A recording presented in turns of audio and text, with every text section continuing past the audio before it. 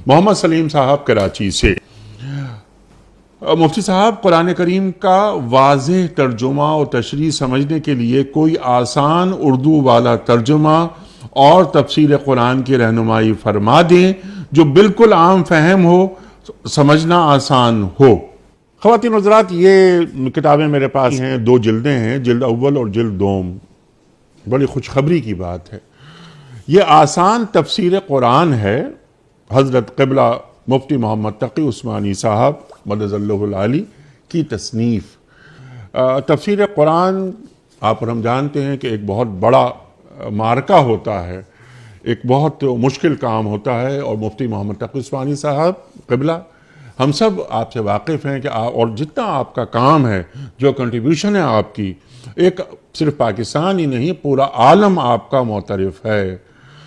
ये 2 किताबें, 2 जिल्दें, सूरह फातिहा और सूरह बकरा और सूरह आले इमरान पर काम हो रहा है। ख़वातीन हज़रात, इन तफासीर को यानी इन जिल्दों को ज़रूर मुताले में लाना चाहिए, ये एक गुजारिश थी। और जो नई तफासीर आती हैं उसमें कोई ना कोई नई बात ज़रूर होती है। इस पर गुफ्तगू तो फरमाएंगे मुफ्ती साहब ही। देखिए, इस सिलसिले में सबसे पहली बात तो ये है कि ये जो इन्होंने सवाल पूछा है, ये हमारी नई नस्ल का, बल्कि आजकल के जितने भी हमारे आम मुसलमान हैं, ये उनका बड़ा बुनियादी सवाल है। वजह उसकी ये है कि पुराने दौर के अंदर हमारे बुजुर्गान दीन, अकाबिर उलमाए किराम ने जो कुरान करीम के तराजिम और तफासिर लिखे हैं, वो आजकल के लोगों के एतबार से आम फहम नहीं है और अवामी जहनी सतह के मुताबिक वो नहीं है।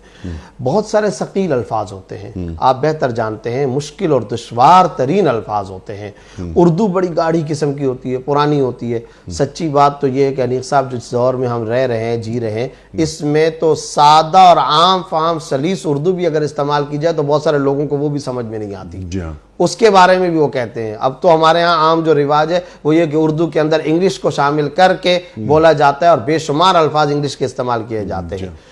हम इसके तो मुखालिफ हैं कि इंग्लिश के अल्फाज बीच में इस्तेमाल करना ज़्यादा बेहतर नहीं है, करें तो खैर है, लेकिन हम ये कहते हैं कि जब उर्दू के अंदर आप बातचीत कर रहे हैं या तहरीर कोई लिख रहे हैं तो इंतहाई आसान होनी चाहिए, आम फाहम होनी चाहिए, अवामी जहनी सतह के मुताबिक होना चाहिए।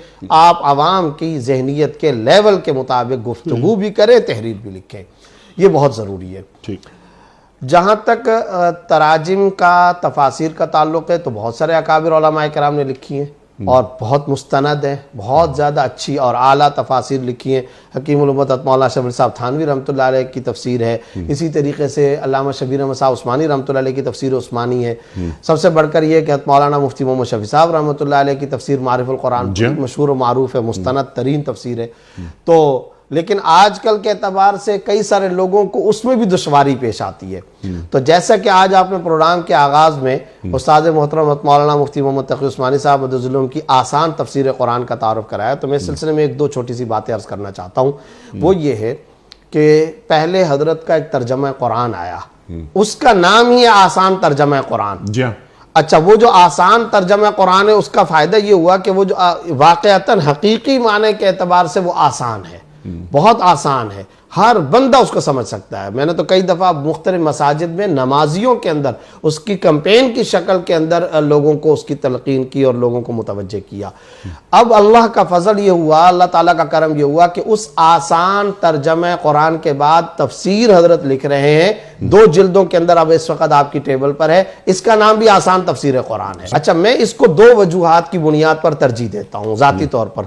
वो वजूहात ये है अनीक साहब के आम तौर पर जो मुसन्निफ होता है, उस मुसन्निफ का मामला ये होता है कि अगर उसके ऊपर फ़िक़ही मिजाज का गलबा है, वो मुफ्ती है, बहुत अहम बात, तो वो फ़िक़ही मिजाज का जब गलबा होता है तो वो कुरान करीम की आयात और उसके तर्जमे और उसकी तफसीर के अंदर फ़िक़ही मिजाज का ज़्यादातर आपको टाइटल और वही छाप ज़्यादातर नज़र आएगी। कोई और है जिसके ऊपर माशाअल्लाह हदीस का पढ़ने पढ़ाने का, हदीस को लिखने का, हदीस का गलबा, तदरीस करता है वो हदीस का, तो फिर वो हदीस का आपको उसमें ज़्यादातर छाप नज़र आएगी। कोई मंतिक के एतबार से है, कोई सियासत के अंदर है, तो उस एतबार से तो अल्हम्दुलिल्लाह कुरान करीम तो उलूम व मारिफ का खजाना है। आप जिस एतबार और जिस पहलू और एंगल से भी अगर कुरान करीम की तफसीर को समझना चाहें तो आपको तिश्नगी नहीं मिलेगी, ज़बरदस्त रहबरी मिलेगी, रहनुमाई का सामान मिलेगा। हर मुतल्लका मैदान में कुरान इमामत करते हुए आपको नजर आएगा। अब मामला ये है कि उस्ताद जी हतमा मुफ्ती मोहम्मद तक़ी उस्मानी साहब मददुल्लाहुल आली का मामला है कि जामे और सिफात शख्सियत है। अगर आप देखते हैं फ़िक़ा के एतबार से हज़ारों फतावा, लाखों फतावा जिन पर खुद तस्दीकी दस्तखत मौजूद और फतावा लिख रहे हैं, और मैं खुद उस पर काम कर रहा हूँ। फतावा उस्मानी के नाम से 4 जिल्दों में काम आ चुके, 50 साल के खुद नविश्ता फतावा, मुसद्दका अलग है। और साथ ही साथ अब आजकल मैं 5वीं जिल्द पे काम कर रहा हूँ। तो फ़िक़ा और फतवा के मैदान के अंदर मजमुअल फ़िक़्ह इस्लामी जद्दा के वो नायब सदर हैं, OIC के मातात जो तंजीम है, और पूरी दुनिया में जदीद फ़िक़ी मसाइल को हल करने के लिए वो मजमा और तंजीम बनी है। तो फतवे के एतबार से उनका ये मकाम है बुलंद। अगर आप आते हदीस के एतबार से, शारह सही बुखारी है, शारह सही मुस्लिम है, शारह सुनन तिरमिज़ी है, सियाह सित्ता के वो शारह है। बुखारी की शरह इनामुल बारी, और सही मुस्लिम की शरह फतहुल मुनीम का तकमिला फतहुल मुनीम, और तिरमिज़ी की शरह सुनन तिरमिज़ी, तकरीर तिरमिज़ी। तो इस एतबार से भी आप देखें। सियासत के एतबार से देखें तो आमतौर पर लोग समझते हैं कि चूंकि वो सियासत में तो नहीं है, गैर मुतनाज़ा शख्सियत है, लेकिन इस्लाम और सियासत हाजिरा के नाम से बाकायदा उनकी 2 किताबें हैं। इस्लाम और सियासी नजरियात के एतबार से, जिस पर बड़ा तहकीकी काम उन्होंने किया, और दारुल उलूम कराची में उलमा को कोर्स करवाए बाकायदा। तो जिस मैदान के अंदर भी देखें, हदीस, फ़िक़ा, तफसीर, मंतिक, सियासत, फिर आप आ जाए मईशत, ये मईशत, कानून जूरिस्प्रूडेंस का जो काम है मौलाना का, सुभान अल्लाह, सुभान अदालती फैसले जो क्या है, बड़ा तारीख साज फैसले। तो इन तमाम पहलुओं को सामने रखते हुए अवामी जहनी सतह के मुताबिक सहल तरीन, आम फाहम, आसान लबो लहजे के अंदर के हर छापड़ी वाले, गली वाले, मोहल्ले वाले, सब्जी वाले, रोड चलते हुए, फुटपाथ पे रहने वाले, आम खास सबको समझ आ जाए, ये तफसीर उन्होंने लिखी है। तो मैं इस बुनियाद पर एक तो तरजीह देता हूँ इसको, दूसरे नंबर पर ये भी तरजीह देता हूँ कि उर्दू के अंदर है ना, हम इस वक्त उर्दू की तफसीर की बात कर रहे हैं। तो मसला ये कि उर्दू तो उनके अपने घर की जुबान है, और उनकी तहरीर का बुनियादी खासा ये होता है कि हर बंदे को समझ में आता है। तो इसलिए मैं नादरीन और सामीन को ये मशवरा दूंगा, मेरी पर्सनल ओपिनियन यही है कि इस तर्जमे को अपने घर में रखें, अपनी ख़वातीन को पढ़ने के लिए तलकीन करें, दफातर में रखें, मसाजिद के आइम्मा इस पर दर्स दें, और ख़ुद भी इसका मुताला करें। इंशाअल्लाह कुरान करीम से क़ुर्बत मिलेगी, कुरान करीम के उलूम व मारिफ से ज़बरदस्त शनासाई और आगाही और वाकफियत हासिल होगी। ये काम जरूर करना चाहिए। सुभान अल्लाह, सुभान अल्लाह। सबसे अहम बात, जो अहम नुक्ता, बल्कि अहम तरीन नुक्ता जो आपने अभी अता फरमाया कि बिल्कुल एक आसान अंदाज में बात पहुंचा दी जाए। तो तफासीर के बारे में जब आप बात फरमा रहे थे, सहल तरीन तफासीर, फिर वो जामे भी हों। सुभान अल्लाह, सुभान अल्लाह। जरूर उसको मुताले में रखना चाहिए।